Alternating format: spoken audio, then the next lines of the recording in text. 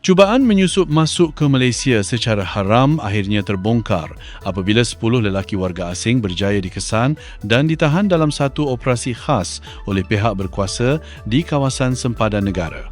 Dalam kejadian yang berlaku pada petang Ahad, kesemua individu terbabit ditemui bersembunyi di kawasan hutan berhampiran kampung Tok Rusa, Meranti.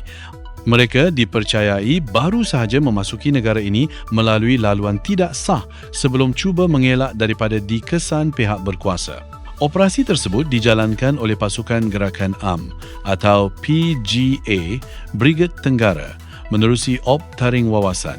Susulan maklumat risikan yang diterima mengenai pergerakan mencurigakan di kawasan berkenaan.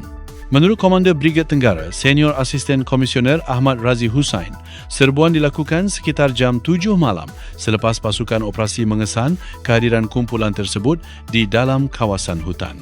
Hasil pemeriksaan mendapati kesemua lelaki berusia antara 21 hingga 47 tahun itu gagal mengemukakan sebarang dokumen perjalanan yang sah. Siasatan awal menunjukkan mereka dipercayai memasuki Malaysia dari Thailand menggunakan laluan yang tidak diwartakan sebelum mengambil langkah bersembunyi bagi mengelakkan penguatkuasaan. Lebih mengejutkan, setiap individu dipercayai telah membayar sejumlah wang yang tinggi kepada ejen bagi memastikan perjalanan mereka berjaya. Berdasarkan maklumat yang diperoleh, bayaran tersebut mencecah sekitar RM4,000 seorang.